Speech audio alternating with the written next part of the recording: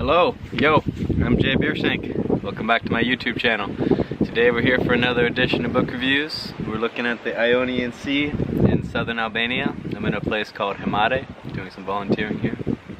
Today we're going to review one of my favorite authors. His name is Dostoevsky, and it's a book that I'd never ever heard of. I didn't know that Dostoevsky had so many shorter novels until I came to Albania and went into one of the bookstores, and it was like a gold mine, all this new Dostoevsky I'd never heard of.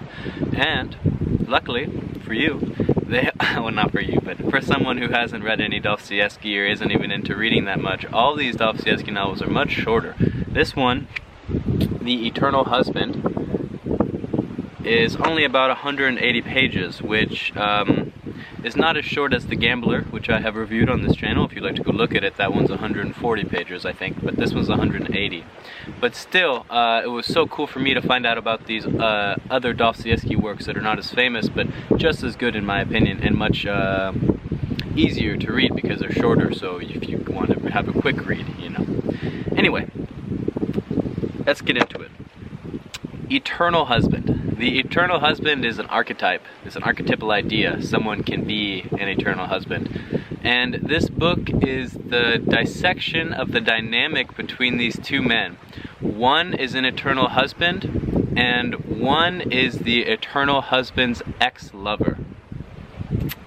I'll start off by saying Dostoevsky's description in the beginning of the wife is absolutely penetrating. It's so interesting to hear him describe this kind of like alluring enchantress type of woman that almost sucks the souls of men, but in a way that they just want her to keep sucking it. It's really interesting.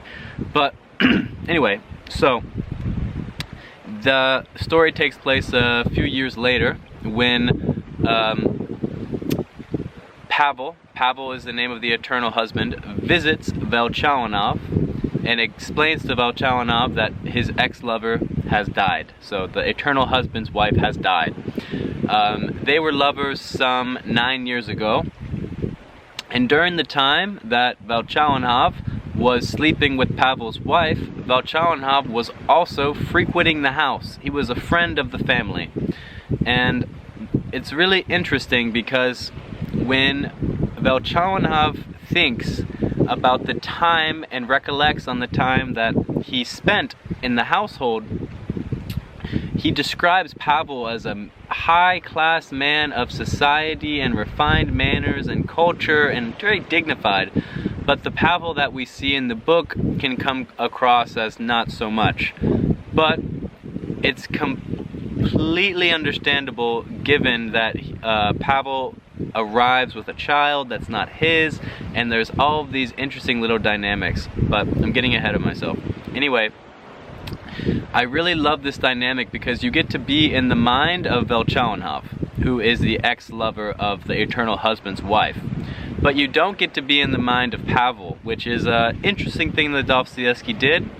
You can say that he wanted to leave it up to interpretation, or he didn't want to give yeah, maybe just leave it up to interpretation, because you have to try to guess what Pavel's motives actually are. But you get to see what Velchalinov's motives are and why he believes Pavel is doing what he's doing. But it's really, really, really interesting and hilarious. Like, the funniest little interactions between these two men, and also the funniest dissection and destruction of Velchalinov's consciousness and his perception of reality. Like, when he's alone and Dostoevsky is describing what he's thinking about this situation of being visited by the lover and all the stuff that's going on between them as the book progresses, he's thinking things, but as he's thinking them, he's also destroying them himself, which is a really interesting thing that some people may do in their own minds, some people may not do in their own minds. I personally do that in my own mind, and that's one of the reasons I love Dostoevsky, because he expresses that beautiful duality of clarity and obscurity, and he puts them into one, and it becomes the mind, which is really what I think, whatever. It's a very beautiful way to think of your mind. Anyway, And so I love the idea of the eternal husband, because what it is basically is it's an archetype about a man who needs a wife to be able to have a purpose, I guess. His purpose is to be a subservient husband.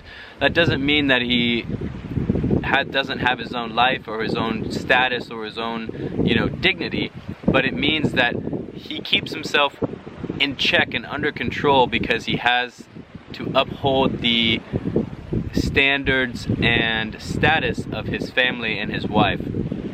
And there's a really interesting point in this book where Pavel, he takes to drinking a lot after his wife dies. And there's a point in this book where he's talking to Velchalinov, and he's pretty drunk off from champagne, and he points to a bottle and he's like, Velchalinov, this is only 1/100th of the bad qualities that I cannot manage without a wife. Do you see? I have to get married again, or else I'm going to go straight to the underground. Side note, they actually did use the underground metaphor in this book, which is interesting. There's another Dostoevsky novel called The Man from the Underground, or Underground Man, or something like that, and it was really cool to see that term used again in this book. It's great. Either way, so Pavel points to the bottle and says, this is, you know, I can't handle myself without a wife, basically. And it's really interesting when you start to think about that in relation to the book, because basically these men are pretty similar. They're both men of status and capital, but Pavel is the eternal husband, and Pavel has a purpose in his life. Velchalinov has the hots, you know, he has the skills and the allure and the sex appeal and the, you know, he has the game. He can get the ladies and he can, you know, he can allure them and attract them.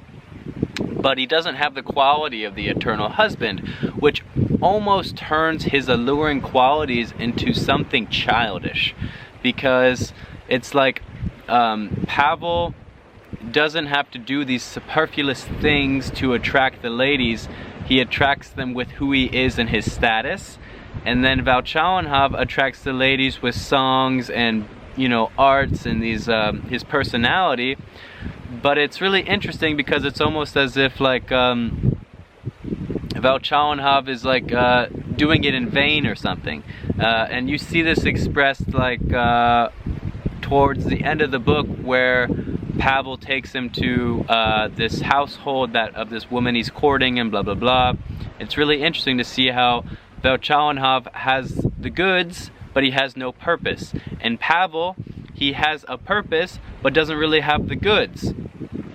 And it's also interesting how the older people in that family respect the purpose and not the goods, but the younger people respect the goods and not the purpose. It's an interesting dynamic there as well. Speaking of that interaction in the household, one of my favorite parts of the book, the whole book is worth reading just to get to this part where Velchalinov plays a love song on the piano to this young woman. It's so hot. It's so hot. I was reading it and I was getting hot in my soul, in my heart. I was getting fired up, man. The way that they describe the passion and the tension in the lyrics that he's singing, and just the way that that scene is described, is one of those examples where Dostoevsky just poof blows the roof off the goddamn place. I love it. I loved it. So yeah, we talked about eternal husband and purpose, and then I guess another part that I really liked was when the young man comes to confront Pavel in the house of Velchalinov, and how you get to see the arrogance and insolence of this young man as he talks to Pavel and Velchalinov in the most disrespectful, distasteful of ways, and how this young man was described to them previously as a future mover or a progressive young man. And I think that that's extremely poignant and important for people of my age or any age to read, because I think in the day and age we live, this progressive movement is very prevalent, and I think a lot of people overlook how venomous it can be, including myself. When I was reading this and what the young man was saying to these guys, I felt in my own mind I had thought before when interacting with the same sort of people. Like, I have thought the same things that the young man thought. I've never said them because I'm maybe a little bit more, I don't know, respectful, you could say, but I have thought those same things. But Dostoevsky is a master, of course, so he shows you why thinking these things and saying these things is actually just ridiculously obtuse and disgusting. And I think that it's really, really, really interesting and important to read that part. All in all, I loved this book. I thought it was absolutely hilarious. If you like Dostoevsky, you'll love this book. If you've never read Dostoevsky, it's a good place to start.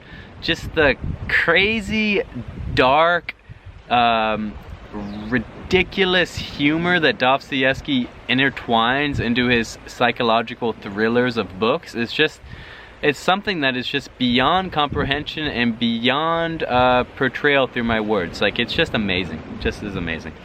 One last thing I'll leave on. I loved in the end of this book where they're at the train station and you get to see how it's almost as if Pavel's experience with his ex-wife has tainted him in his position as an eternal husband, and how it's almost as if he cannot sustain that position anymore, because in the beginning he's described as the essential, quintessential eternal husband, but in the end of the book he's almost being slandered by his wife, which is an interesting difference from the contrast from what you hear from the beginning. But I think it's also interesting how it explains how Velchalinov has recovered and regenerated and improved his character, but once he's in the sight of Pavel and interacting with Pavel, he immediately kind of downgrades and degrades himself to the most base way of behaving and the most kind of volatile way of expressing his contempt for Pavel in front of his new wife and new family. And it's just a really interesting dissection of these two men's evolution. There's also a lot of loose ends in this book. I feel like Dostoevsky left so much up to interpretation. Like, there was a daughter, a situation with a daughter that ended up being Velchalinov's with his with Pavel's ex-wife, and she ends up going through some troubles, and you don't really hear anything about that. But you do get to, it does kind of shed light on Pavel's personality as well as Velchalinov's personality, but that's a loose end for sure. One thing also I really loved is the idea of the archetype of the eternal husband giving you purpose. In the beginning of the book, when Velchalinov finds out about this daughter, he also feels like, finally, I have a purpose in my life. Finally, I found something I can give my life to. And I thought that that was just so interesting. So interesting. That, you know, as humans, we search for a purpose, I guess, you know, and not everything will do it. Not everything will do it. But for Velchalinov, this daughter was a purpose that he could live for, and for Pavel, being the eternal husband is a purpose he could live for. And that's what this book's really about. Yeah, that's my review of it. Highly recommend it.